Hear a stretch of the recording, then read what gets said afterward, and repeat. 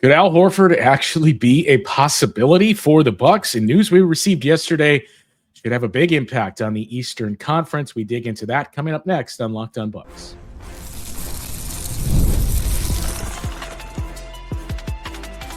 You are Locked On Bucks, your daily Milwaukee Bucks podcast, part of the Locked On Podcast Network, your team every day.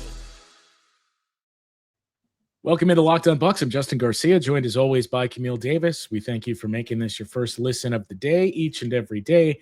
You can hear me on the Bucks Radio Network. You can find Camille on the NBA, Locked On NBA show weekly, and the Technical Foul podcast as well. Today's episode of Locked On Bucks brought to you by FanDuel.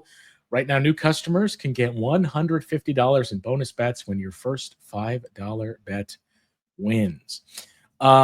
Not a whole lot in terms of any player movement that we've seen in the past couple days here, but we did continue to get some additional reporting nuggets out there. And I think the biggest one, or most eyebrow raising on the Bucks front, came from Mark Spears, Sunday night, Monday morning, that the Bucks are one of the teams that's interested in Al Horford. So I know when I saw that, I had to kind of do a triple take, like, wait, what? The Bucks? So what was your thought when you saw that?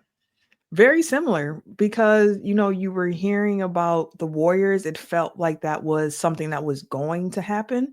And then hearing Spears just come out and say, like, they thought it would happen last week, but he didn't sign. Like, he is taking his time.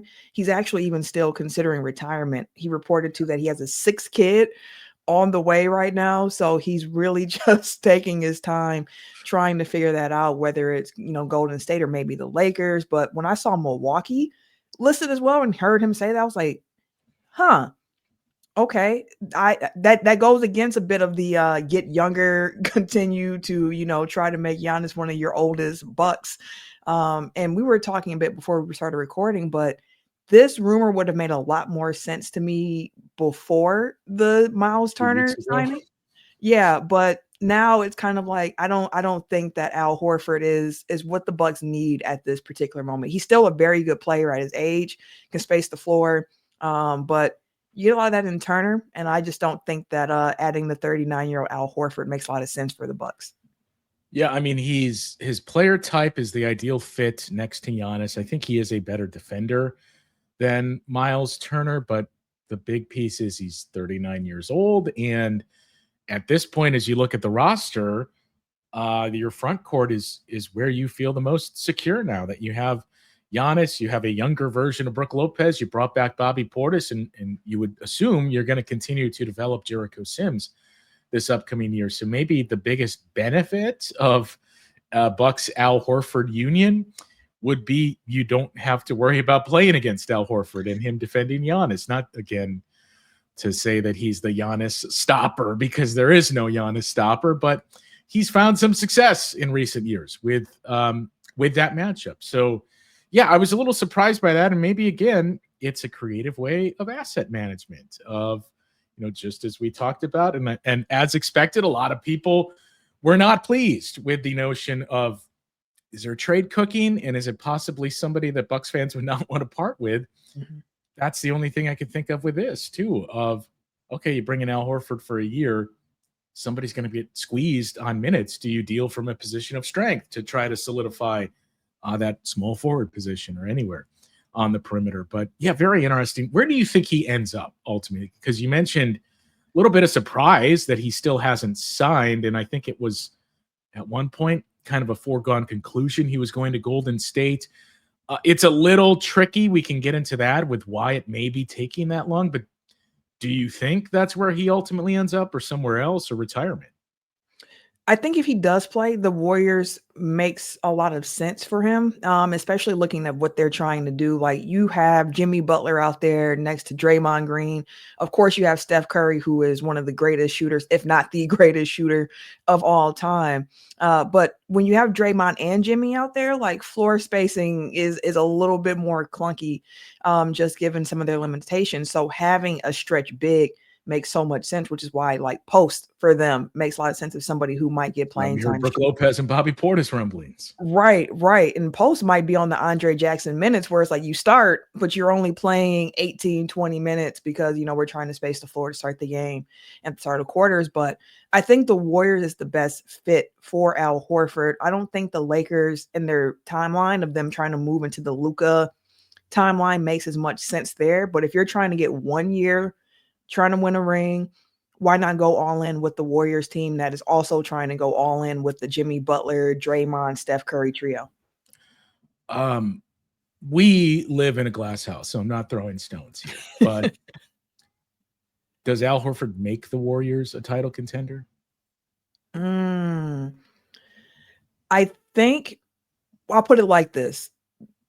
The NBA is open, but the West is a gauntlet still. I think that Al Horford helps to raise their ceiling. But I could make an argument that based on how you saw the Warriors play at the end of last year, I'd put them in contender tier prior to any other additional moves they make. Now, I do wonder if the Kuminga stuff, like what happens with that, because that's like the real last big domino to fall for the Warriors. But I think Al Horford gives them something that they need and makes the team better.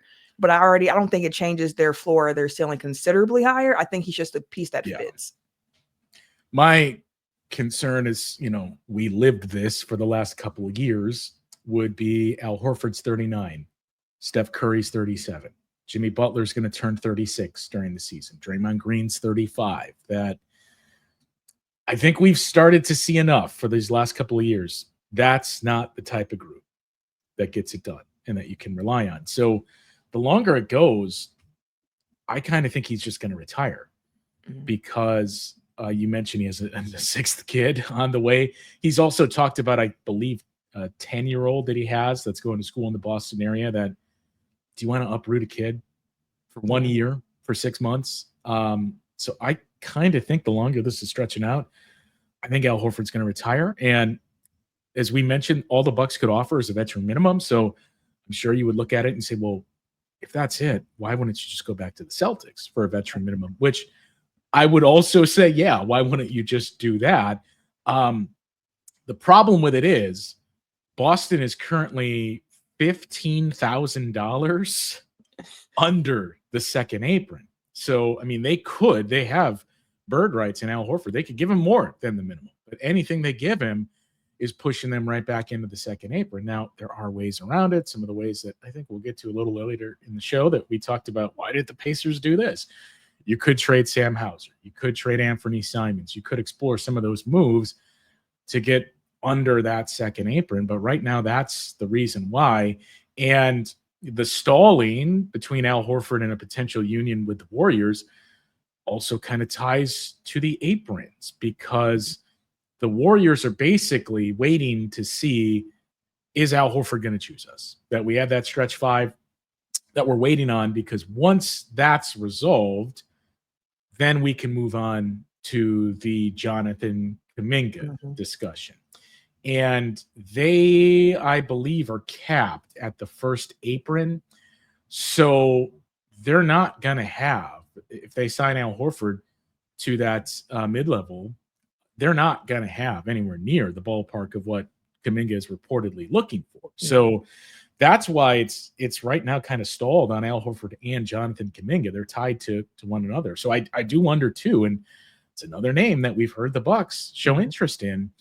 Is there a team that's kind of waiting and saying, okay, let's see if Al Horford goes to the Warriors. If he does, then we know Golden State's capped at like $15 million is all that their base level offer could be to Jonathan Kuminga.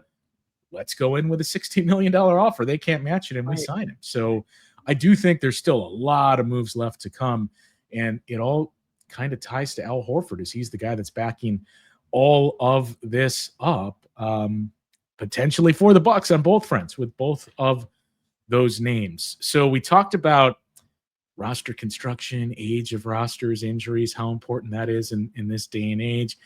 And it leads us to a very interesting Eastern Conference team who we've started to see some news trickle out about, and who, frankly, to be honest, I don't think we've paid much attention to so far when we've structured our tiers. So bad job. I won't speak for you, Camille, but me on that front. But I don't feel great about some of the news that's coming out of one of the Bucks Eastern Conference rivals. We'll get into that and what it means for the East coming up next.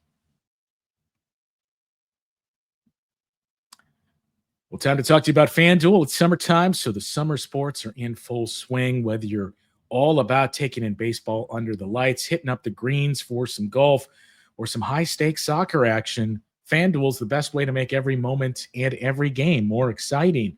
You're already following that action, so why not make it a little more thrilling? With FanDuel, you can get in on the game while your friends are getting sunburned at the beach. FanDuel's easy to use. You get your payouts fast, and it makes even regular season games feel like must-watch events. Whether you're placing a same-game parlay or watching a bet ride into the ninth inning, FanDuel makes it feel like you're part of the action. If you're new to FanDuel, well, new customers can bet just $5 and get $150 in bonus bets if your first bet wins. Open the FanDuel app today or visit FanDuel.com to get started. Philadelphia 76ers, Camille. Was there – so I've been battling a cold and flu for the past couple days, so maybe it was a fog of that.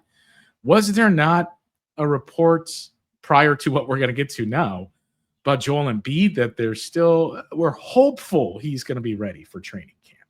Yes, just saying that, we think that he's on track to be ready to go by training camp, but he still hasn't played 5v5 at this point. So they're just keeping an eye on his recovery. But that was the only piece of news that we've even heard about Joel Embiid so far this summer. But I don't know. It didn't feel like a positive one. But I guess there's still some optimism in there if you want to look at it that way. Well, the next piece feels even less positive. So Paul George, did he already have the procedure or he's about to? Knee surgery just occurred. Knee surgery for Paul George. He tweaked the knee in an off-season workout. And do you have the exact wording in the release in front of you? I don't, but it didn't sound great. Like, not that his season is over, but more of the hopeful for the start of camp that maybe it's just us being jaded and cynical, Camille, but we've been through this before with one of our all-time favorite players that I read the release and I was inclined to think, okay, so we're not seeing Paul George until late November. Yeah, Shams tweeted out, Philadelphia 76ers star Paul George underwent a successful arthroscopic procedure on his left knee Monday to treat an injury suffered during a recent workout, a team official tells ESPN. George will now begin a rehab program and be reevaluated prior to the start of training camp. Which is late September. Yeah, where he gets reevaluated. So that's no guarantee of a return at that point. And this is a 76ers team that, if memory serves me right, on a lot of different betting sites, had better odds than the Milwaukee Bucks to come out of the East this upcoming season.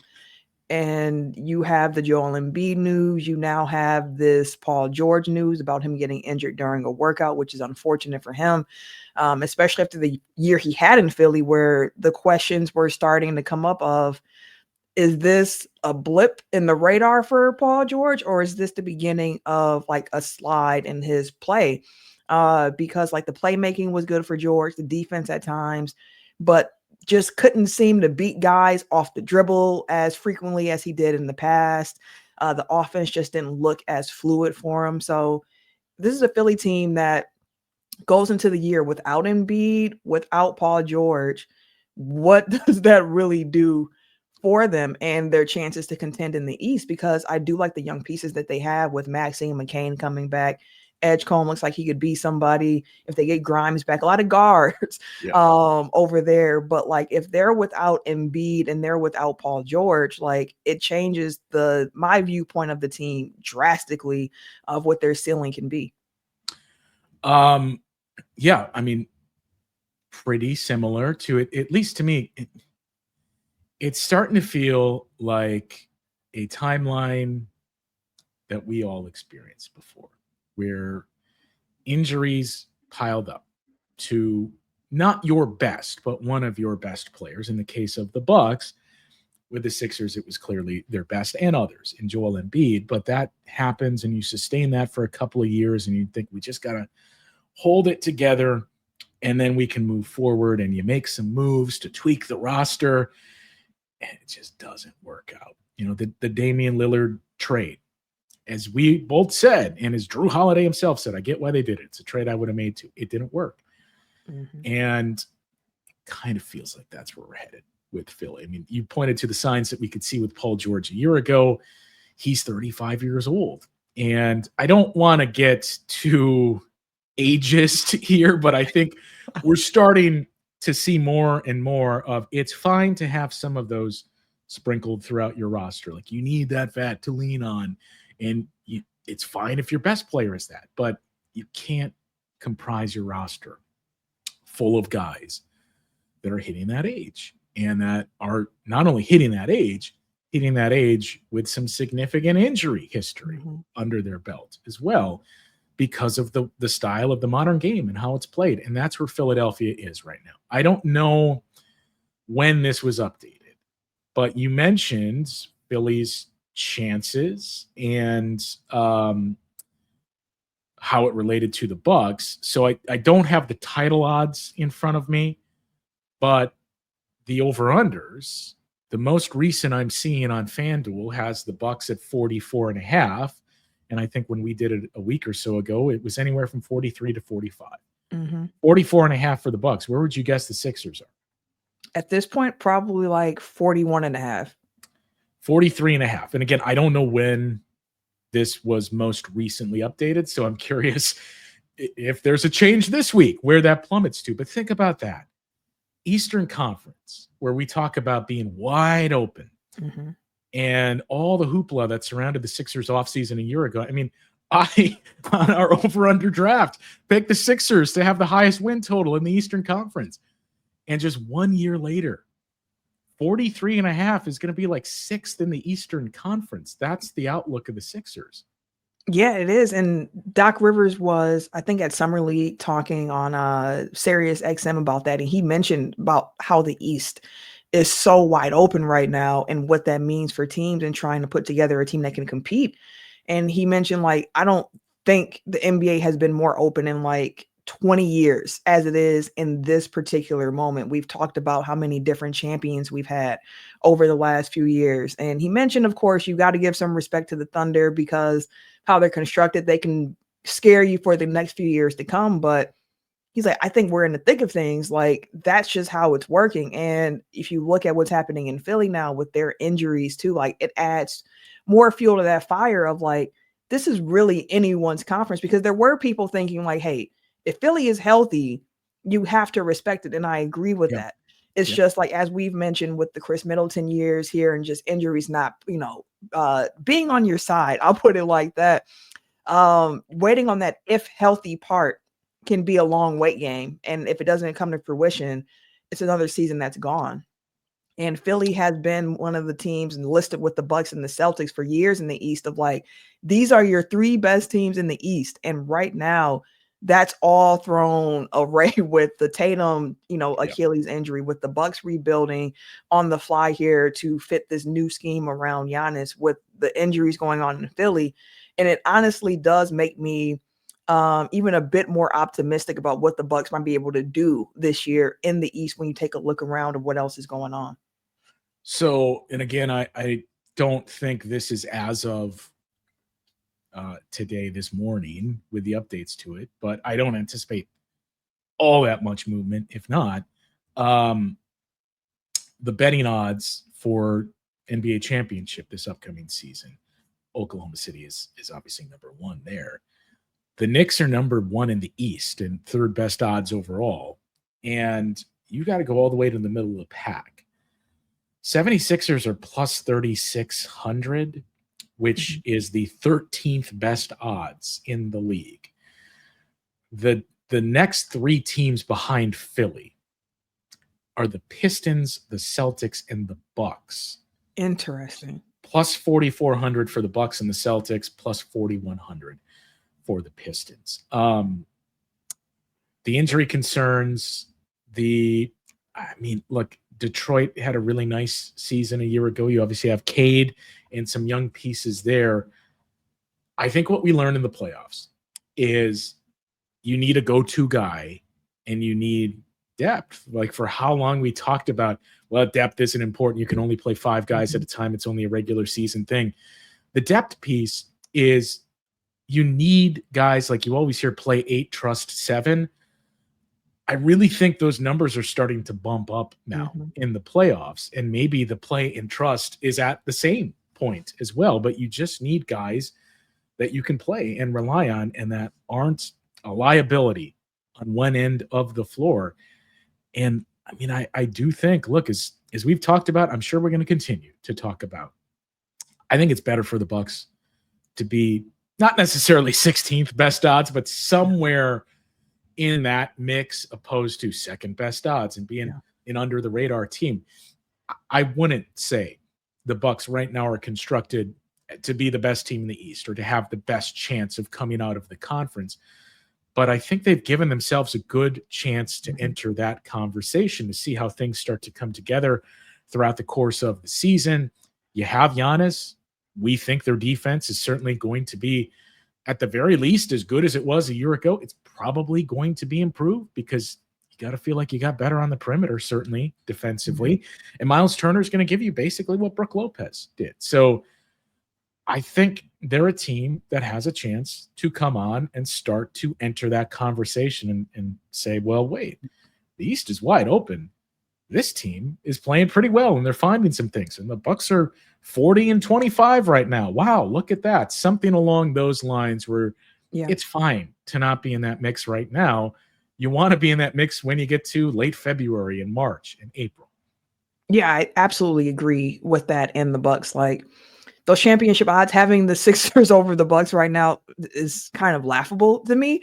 But again, it's an open conference. And I think a lot of the conversation around the Bucks, when they look at the moves that have been made, you know, people are saying it's an overpay for Myles Turner. They're bringing back a lot of the same crew. Like it didn't work out last year. Why will it work this year?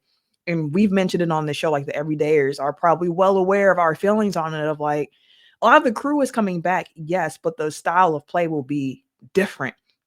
And that difference in the style of play is what gives me the optimism about what this team can achieve this upcoming season. Like using point guard Giannis, having shooters around him, being younger, being faster, playing with pace, defending, like all of that coming into play. Like the Bucks they have a chance, I really do think, to be one of those surprise teams in the East, so to speak, because so many people are counting them out already, and looking ahead to what's coming next with Orlando, with Atlanta, with Cleveland, with the Knicks. So I think that the Bucks have a chance here to really surprise some folks along the way. Again, assuming that the change in play style works out for them, which I think that it will. We have history of point guard Giannis. We know it's something that he can do in his bag.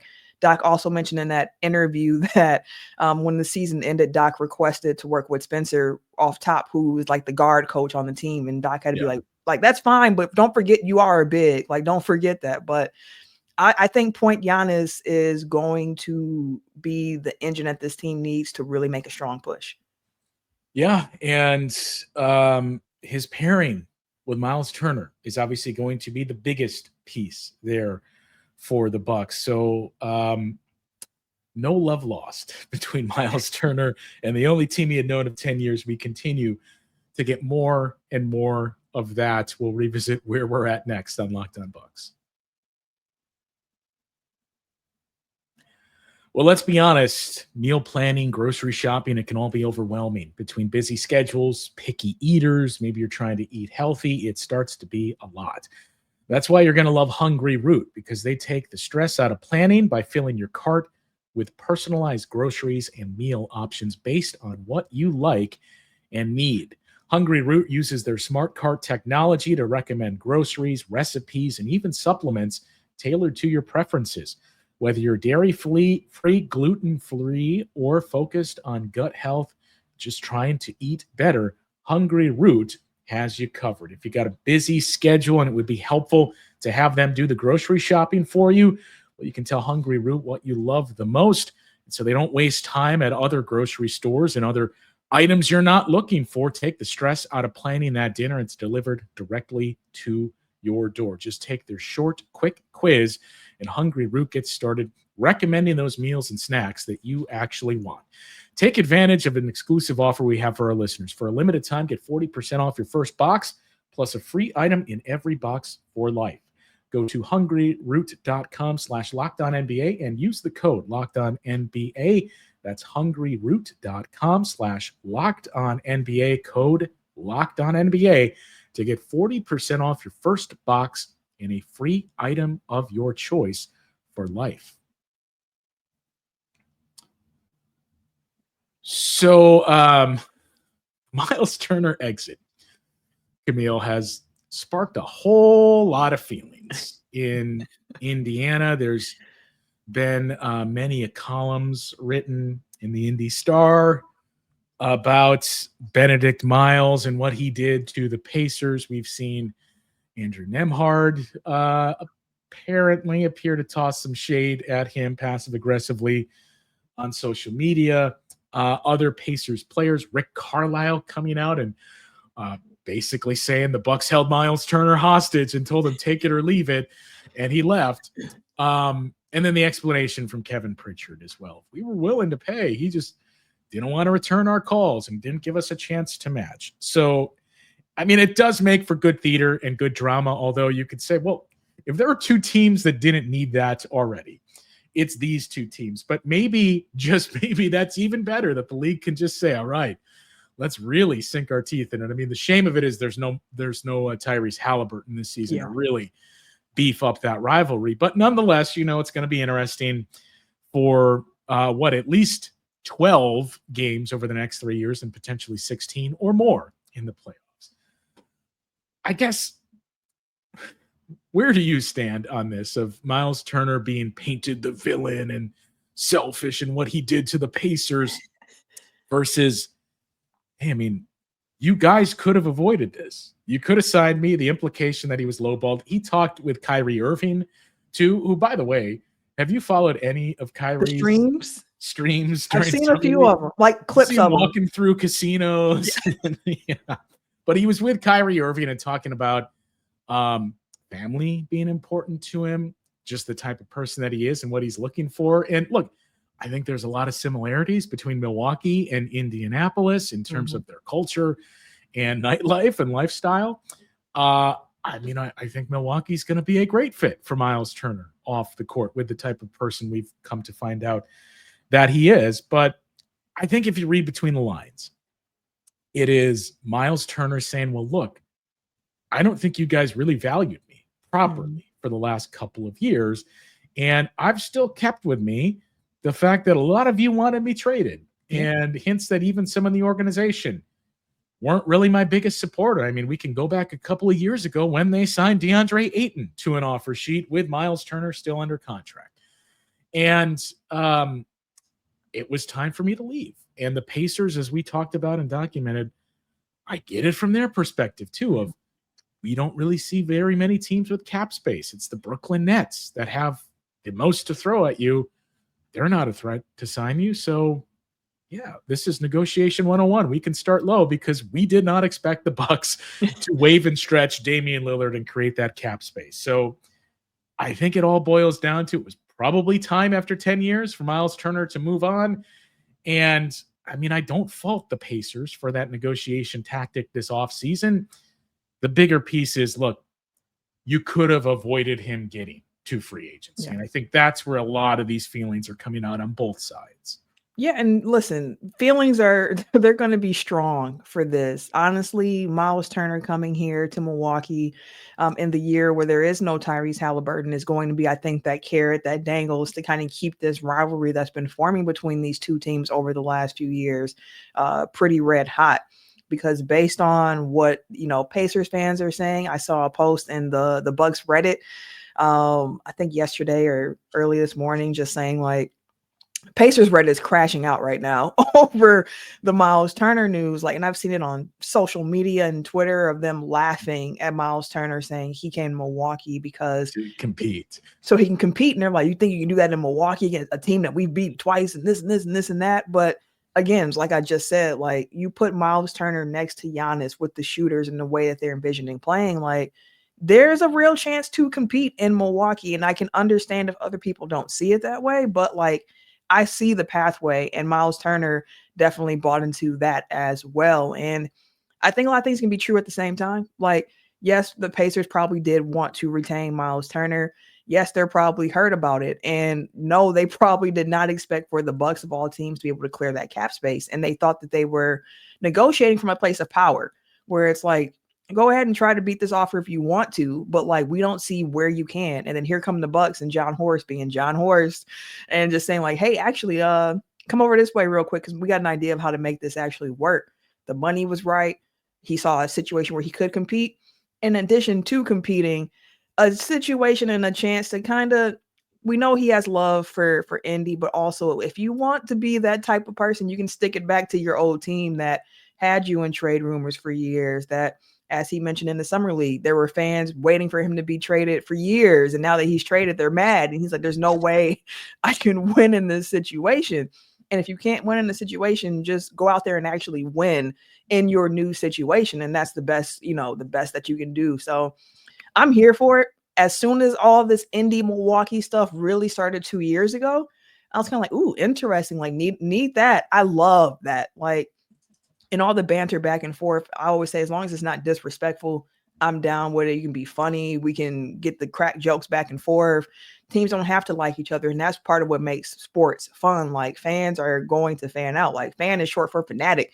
Like you care about your team. You care about the situation. So when things like this happens, it just adds another chapter into what is becoming just a really fun rivalry between the Bucks and the Pacers. Although the Bucks need to start getting some dubs their way over the Pacers. It's it's a budding rivalry. Mark Boyle, the longtime voice of the Pacers, I think put it best. We were talking before, I think, game 3 of this first round series. And he always kind of like Dave and I would, hey, how do you feel about this rivalry? And he would always kind of like downplay it. And he finally gave an answer before the playoffs and said, well, yeah, there's clearly something there. But for this to be a true rivalry, it's one thing to meet in the playoffs annually, but it has to be deeper in the playoffs. Like that's what made the Pacers and the Knicks so special for years, was second round conference finals a couple of times as well. Maybe we'll get there this year. I don't know, with Tyrese Haliburton expected to miss the season, but yeah, I mean, what are the odds that the Bucks season begins on whatever that Thursday or Wednesday is in Indianapolis at Bankers Life Fieldhouse? There's a chance for it. Like when the schedule does release, I would be surprised if Pacers Bucks is not a national game at least once. I want to say at least twice, honestly, just because one game in Milwaukee, one game in Indy. But like Myles Turner's return to Indy has to be, I think, on national TV at this point with what's been happening with these two teams. Of course, if Haliburton is healthy, one, who knows if Myles Turner, if this even happens, if he's healthy, but also like it helps with the ratings. But even without that, like that has to be a national TV game in my book. I mean, had Tyrese Haliburton not suffered that injury and had the Bucks not lost in the first round 3 consecutive years, you could really talk up a case for, man, Christmas Day, Bucks and Pacers on national TV to get that rivalry going. But yeah, those are going to be the games that everybody is circling to see. Where are the 4 games against Indiana? How many of those are on national TV? What's that first game back in Indy going to be like for Myles Turner as well? But it's funny seeing a lot of the reaction. And I was really trying to think. I don't think there's a comp for the Bucks, but what's the comp in Wisconsin sports for that type of guy, for the Myles Turner who maybe you didn't properly, and I think we can even remove maybe from that, didn't really properly value until the last couple of years there. And then he leaves and he goes to a team that you hate. And it's, it's not Craig Counsell, because everybody valued Craig Counsell prior to that. But that's the feel that you're getting from Indy, that, wow, you went to that team. This means war. But yeah, I think the big thing is it's too little too late, that you could have avoided this getting here. And Miles's points, which he has not bluntly said outside of the, some of them want to be gone for years, but Miles' point, I think, is very clearly, You guys hated me. You guys wanted me traded up until we started to play better as a team and reach the conference finals and finals. And then I was valued.